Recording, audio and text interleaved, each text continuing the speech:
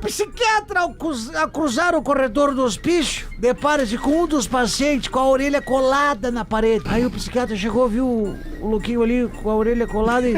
Vem cá, Chico, o que tá acontecendo? Vem aqui pertinho, bota a tua orelha na parede, bota. Aí o médico curioso encostou a orelha na parede e ficaram ali uns 2 minutos. Pois é, tio, é que eu não tô ouvindo nada. Faz uma semana que tá assim.